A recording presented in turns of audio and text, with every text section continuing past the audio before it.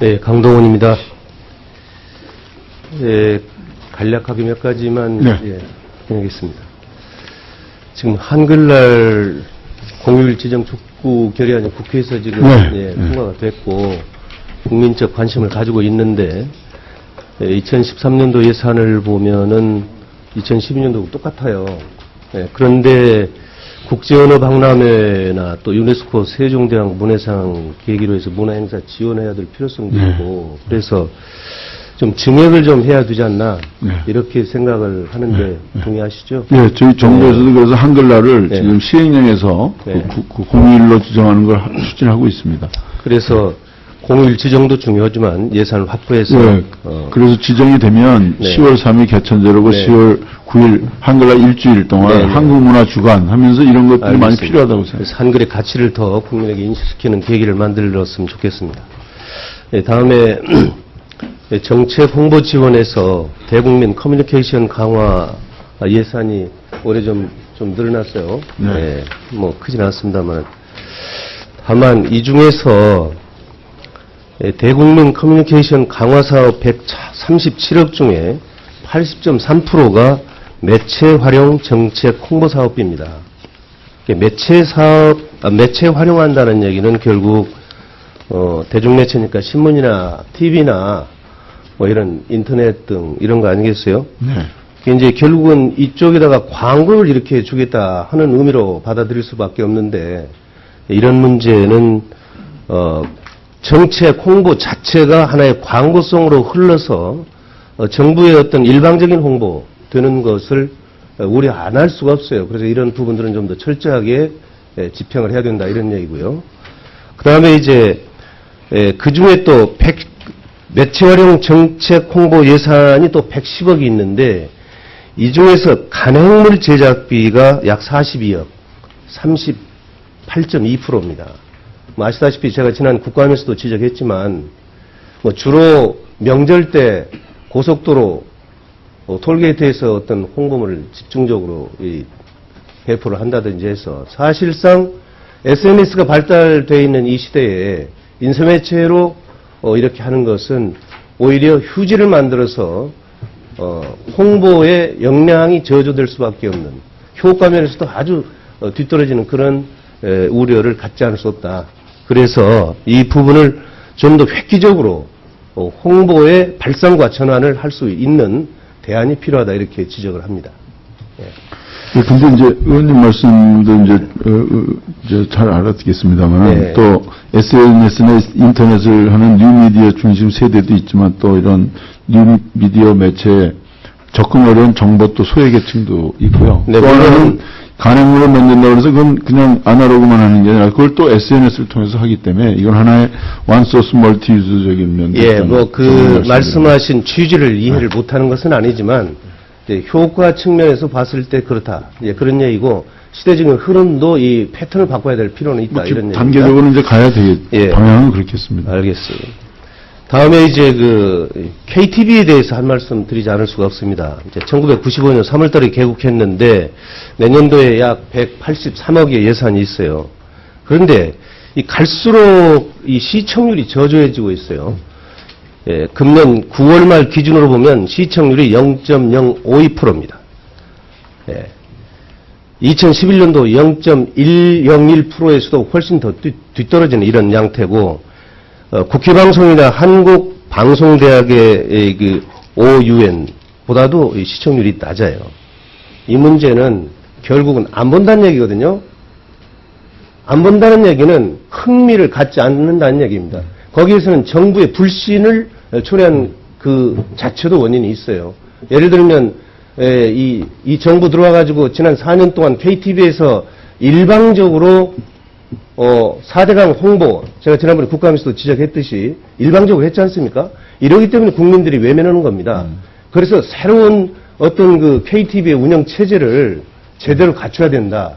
그런 관점에서 장관께서 이것을 주의 깊게 보셔야 된다. 이런 얘기입니다. 뭐 저희들이 더 노력을 해야 되겠습니다만 또 중요한 이유 중에 아마 이것도 있었던 것 같습니다. 채널 번호가 또 바뀌어서 90번대로 가면서 그런 것도 영향이 있다고. 물론 그런 것은 경면 일 중에 하나겠죠. 그리고 이 KTV에 보면 정원의 약 40%가 비정규직입니다. 이 문제 개선하지 않으면 앞으로 더 큰 문제를 유발할 수가 있기 때문에 이 문제 심각하게 고려해 주시기 바랍니다. 다음에는 광역지역발전특별회계 이 부분을 거론하지 않을 수가 없습니다. 지금 총 예산이 6조 9,365억, 그 중에 국비가 2조 5,739억입니다. 자, 그런데 이 광역지역발전특별회계는 지난 참여정부 때 국가균형발전특별회계, 이것이 지금 법 개정돼서 변경된 거 아니겠습니까? 자, 그런데, 자, 국비 보십시오. 국비 총 2조 5,739억 원 중에 경북 대구권에 1조 6,477억입니다. 전체 국비의 64%를 대구 경북에다가 지금 집중적으로 안배했습니다 이렇게 해도 되는 것입니까? 자, 볼까요? 자, 지리산권 3.4%입니다. 남해안 관광 클러스터 조성하는데 10.8%, 동해안권 관광 개발하는데 6.8%입니다. 중부 내륙권 5.7%입니다. 대한민국의 국가 균형 발전을 취지로 한 이 특별회계가 대구 경북 지역의 국비 64%를 집중 지원한다는 거, 이건 본의원이 지적하지 않아도 그 심각성을 장관께서 인식하셔야 됩니다. 여기에 대해서 어떻게 생각하십니까? 그 3대 문화권 사업은 5+2 광역경제권 30대 선도 사업으로 추진하고 있습니다. 아니, 그러니까요. 설명을 해달라는 뜻이 아니고. 타 광역과 이제 비교하기에는 조금 더.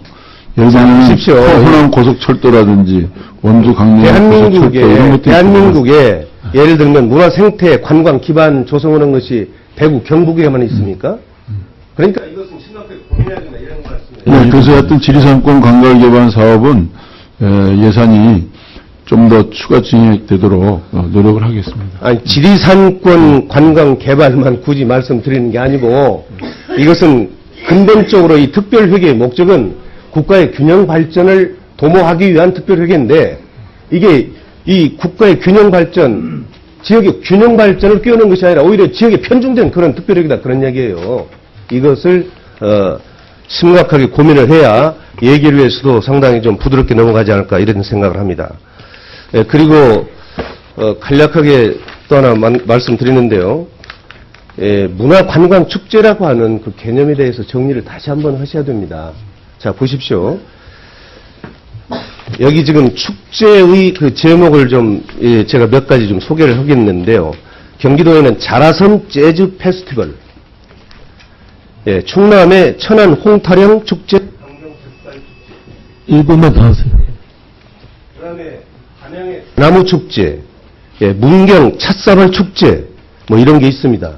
이것은 지자체에서 지금 지역의 특성을 살리기 위해서 추진하고 있는 걸로 봐서 그 취지는 이해하지만 이런 분야를 권장도 해야 되겠죠.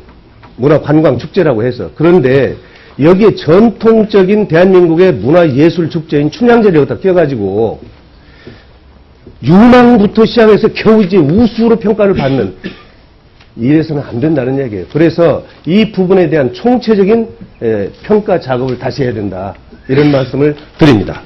자, 그리고 마지막으로 하나 더 증거를 강릉 단오제 같은 거는 아주 뭐 우리나라뿐만 아니라 강릉 단오제는 여기 들어오지도 않아요.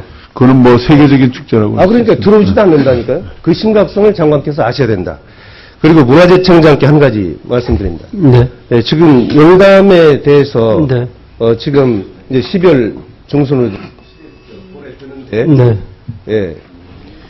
지금 이번에 보니까 국토해양부 쪽에서 문정 홍수 조절댐 타당성 조사 용역비를 2억 6천 넣었어요. 근데 네. 이것이 문화재위원회에서 어떻게 결론이 나느냐에 따라서 그걸 집행하느냐 마느냐 하는 것을 토를 다뤄놨어요. 두 개에다 다뤄놨습니다. 네. 그래서 청장께서는 그 용담 명성 지적하는 문제를 조속히 심사해서 매듭 지어줄 것을 요청합니다. 네, 저희는 뭐 법적인 네. 절차에 따라서 추진할 겁니다. 이상 말씀드리고 미처 못한 것은 서면 질의하겠습니다. 네, 대단히 감사합니다. 예. 이어서 이상열 의원 질의하십시오.